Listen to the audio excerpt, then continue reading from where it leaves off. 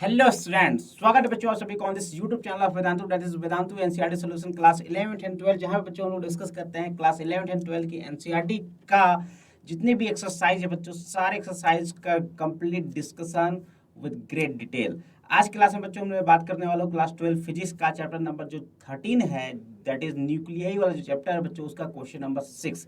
चलिए क्वेश्चन पढ़ते हैं बच्चों, क्या कहता है।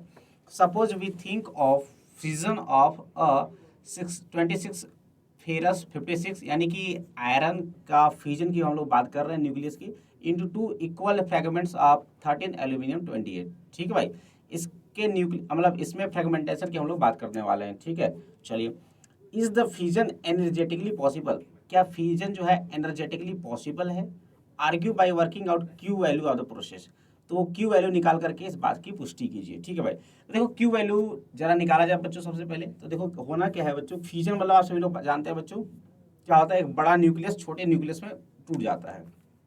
तो अपने पास है फेरस 26 56, राइट, ये ब्रेक हो जा रहा है बच्चों दो इक्वल में, कितने, एल्यूमिनियम 13 और ये हो जाएगा 28, इसके दो पार्ट्स में ब्रेक हो जा रहा है। ठीक है, तो ये हो जा रही है बच्चों अपने पास फ्यूजन की घटना। ठीक है, अब इसके क्यू वैल्यू जरा निकाल लेते हैं। क्यू वैल्यू क्या हो जाएगा बच्चों, कि इसका मास निकाल लो, मास ऑफ 26 फेरस, ठीक है, 56 में से 2 इंटू मास ऑफ बच्चों, क्या कर दो, घटा दीजिए, एल्यूमिनियम का, है ना, 28, राइट। ये हो जाएगा, ये इसका मास हो जाएगा बच्चों, और इसमें हम लोग क्या कर देंगे, C² से मल्टीप्लाई कर देंगे। क्या बात क्लियर यहाँ तक? ठीक है, चलो। अब फेरस का जो न्यूक्लियई है, इसका मास दे रखा है बच्चों कितना, 55.93494 माइनस 2 इंटू एल्यूमिनियम का देखिए कितना दे रखा है, 27.98191। ये सारा का सारा बच्चों यू में है, इंटू हो जाएगा C², राइट है। चलो, तो बच्चों यहाँ पे देखा जाए, मैं आपको अगर मैं इसको कैलकुलेट करता हूँ, अगर मैं कैलकुलेट इसको करता हूँ तो देखो कितना आ जा रहा है। ये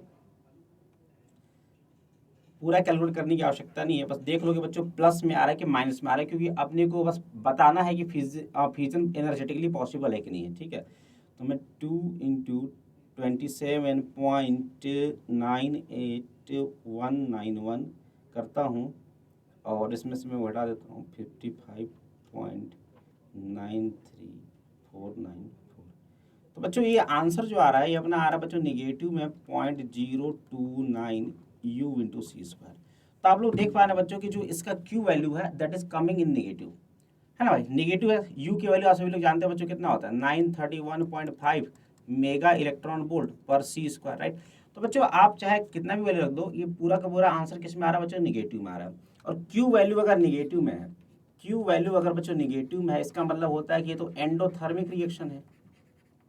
कौन सा रिएक्शन भाई, एंडोथर्मिक रिएक्शन। एंडोथर्मिक रिएक्शन के लिए क्यू वैल्यू क्या आता है बच्चों, नेगेटिव। लेकिन फ्यूजन, फ्यूजन तो सर एक्सोथर्मिक होता है। फ्यूजन जब होता है बच्चों तो बहुत ज्यादा हीट निकलती है अपने पास, राइट। अब क्यू वैल्यू नेगेटिव बता रहा है, हीट को इसको चाहिए, तो बात तो गलत हो जाएगा ना यार, है ना। तो ये जो रिएक्शन है ये एनर्जेटिकली पॉसिबल नहीं है, यानी कि आयरन को दो एल्यूमिनियम में आप ब्रेक नहीं कर सकते। क्या बात समझ में आया कि नहीं आया? ठीक है भाई, तो उम्मीद करता हूँ अगर सोल्यूशन आपको समझ में आ गया होगा, अगर आ गया होगा तो वीडियो को लाइक कर दीजिएगा। मिलते हैं हम लोग नेक्स्ट क्वेश्चन में। Bye bye, take care.